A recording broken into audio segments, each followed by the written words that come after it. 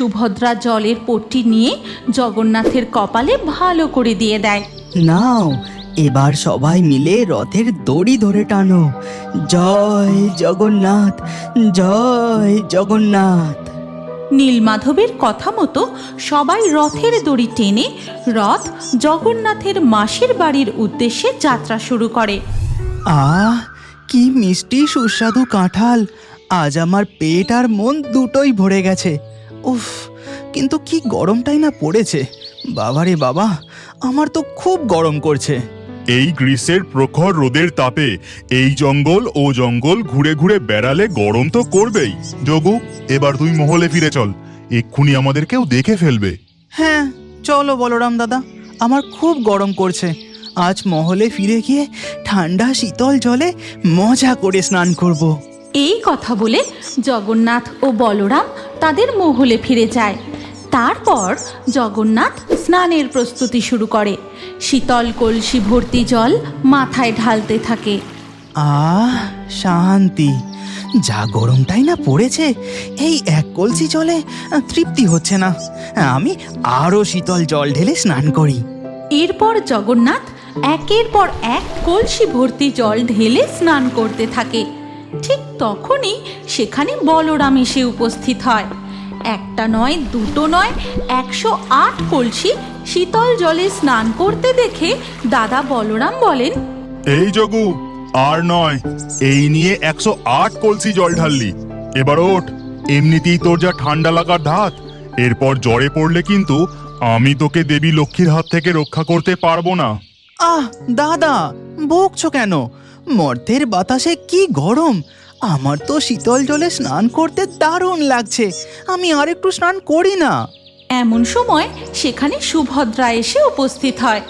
জগন্নাথের জেদ দেখে সে তার হাত ধরে বলে, বলরাম দাদা ঠিকই বলেছে জগন্নাথ দাদা, তুমি বড্ড জেদ করছো। এবার চলো, তোমার তো আবার একটুতেই হাঁচি শুরু হয়ে যায়। কিচ্ছু হবে না আমার, এই তো শেষ কলসির জলটা শুধু ঢালতে বাকি আছে। আচ্ছা, ব্যাস হলো তো, এবার বোঝো, শীতল জলে স্নান করে তুমি আবার জ্বর সর্দি বাঁধিয়ে বসলে। ওদিকে পুরীর মন্দিরে তখন দেখা যায় এক পুরোহিত ভগবান জগন্নাথের গর্ভগৃহের দরজা বন্ধ করে দিয়েছে।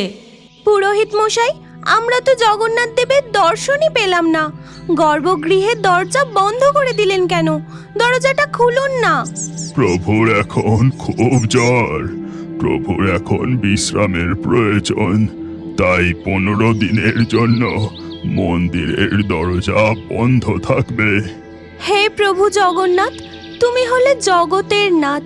তোমার এই জ্বর শুধু জ্বর নয়, যেন মনে হয় এই গোটা জগতের অশুভ শক্তির উত্তাপ তুমি নিজের মধ্যে শোষণ করে নিয়েছো, যাতে তোমার ভক্তরা ভালো থাকে।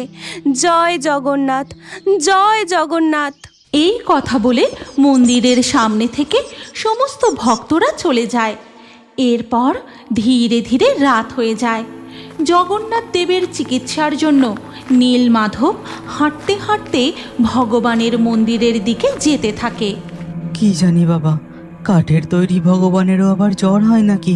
আমি ওই ভগবানের মূর্তিকে কি করে সুস্থ করব জানি না। পিতা আমাকে এই পাচনের বাটি আর ঝোলাটা দিয়ে পাঠিয়ে তো দিলেন। এরপর নীলমাধব মন্দিরের গর্ভগৃহে প্রবেশ করতেই ঘটে এক অলৌকিক ঘটনা। সে এসে পৌঁছায় এক মহলে। দেখে তার সামনে কোনো কাঠের মূর্তি নেই, রয়েছে 3টি বিশাল খাট, আর তাতে শুয়ে আছেন সাক্ষাৎ 3 ভাই বোন। জগন্নাথের গায়ে মোটা চাদর জড়ানো, তিনি জ্বরে কাঁপছেন। এ কি প্রভু, এ আমি কি দেখছি?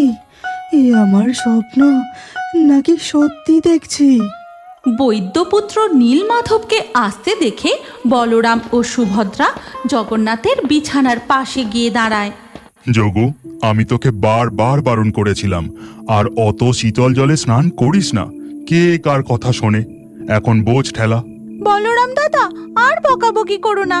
দেখো না, জগন্নাথ দাদার মুখটা জ্বরে একেবারে শুকিয়ে গেছে। দাঁড়াও, আমি জলের পট্টিটা আরও একবার কপালে দিয়ে দিই। এই কথা বলে সুভদ্রা জলের পট্টি নিয়ে জগন্নাথের কপালে ভালো করে দিয়ে দেয়।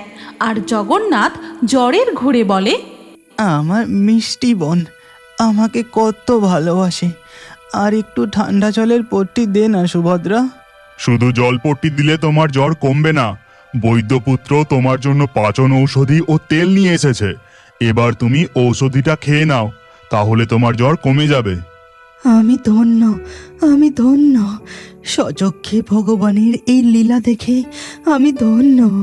এই বলে নীলমাধব পাচনের বাটিটা এগিয়ে দেয় সুভদ্রার দিকে। মা বাবা এই 10 মূল পাচন আর জড়িবুটির তেল দিয়ে পাঠিয়েছেন। বলেছেন এই তেল মালিশ করলে আর পাচন খেলে প্রভুর জ্বর সেরে যাবে। নাও, এবার বড় করে হাঁ করো, এই পাচনটা খেয়ে নাও দেখি। সুভদ্রা পাচনটা জগন্নাথের মুখের কাছে নিয়ে যেতেই জগন্নাথ ওষুধের গন্ধ শুঁকেই মুখ বেঁকিয়ে চাদরটা মুখের উপর টেনে ঢাকা দিয়ে দেয়। আমি খাবো না, কি বিশ্রী গন্ধ, বড্ড তেতো। আমি বরং জ্বরেই ভুগে নেব, তবু ওই 10 মূল পাচন আমি ছোঁবো না। এই কালু, আবার জেদ? একে নিজের দোষে জ্বরে পড়েছিস, তার উপর আবার ওষুধ খাবি না? নীলমাধব এত কষ্ট করে তোর জন্য ওষুধ নিয়ে এলো যে। দাদার বকুনি শুনে জগন্নাথ চাদরের তলা থেকে মুখ বের করে। না দাদা, আমি তেতো খাবো না, আমাকে বরং একটু মাখন এনে দাও। প্রভু, আপনি যদি এই ওষুধটা না খান তাহলে আপনার জ্বর কমবে কি করে? আর জ্বর না কমলে গুন্ডিচা মাসির বাড়ি যাবেনই বা কি করে? গুন্ডিচা মাসির বাড়ি কথাটা শুনতেই জগন্নাথের কান খাড়া হয়ে যায়। মুখে এক গাল হাসি নিয়ে বলে, মাসির বাড়ি? হ্যাঁ প্রভু, মাসি তো আপনার জন্য অপেক্ষা করে বসে আছেন। আপনি সুস্থ হলেই আপনার বিশাল নন্দীঘোষ রথে চড়ে আপনি, বড় ঠাকুর আর মা সুভদ্রা মিলে মাসির বাড়ি যাবেন। ঠিক বলেছ নীলমাধব। আর মাসি খবর পাঠিয়েছে জগন্নাথ দাদা গেলে রোজ নিজের হাতে পোড়া পিঠে বানিয়ে খাওয়াবে, সাথে ক্ষীরের মালপোয়া, ছানা পোড়া, আরো কত কি। কিন্তু জগন্নাথ দাদা যদি ওষুধই না খায় তাহলে রথে চড়বে কে? পোড়া পিঠে? মাসির হাতের পোড়া পিঠে? এই সুভদ্রা, দে দে তাড়াতাড়ি ওই পাচনটা আমাকে খাইয়ে দে। 15 দিনের জ্বরে মুখে আর রুচি নেই। মাসির হাতের পিঠে না খেয়ে আমি আর থাকতেই পারছি না। এরপর সুভদ্রা জগন্নাথকে পাচনটি খাইয়ে দেন। আর ঐশ্বরিক ভাই বোনের খুংসুটি ও ভালোবাসা দেখে নীলমাধবের চোখ থেকে এক ফোঁটা জল জগন্নাথের পায়ের উপর পড়ে। নীলমাধব, আমি তোকে আশীর্বাদ করছি, তুই সব সময় আমার রথের রশির সর্বপ্রথম থাকবি।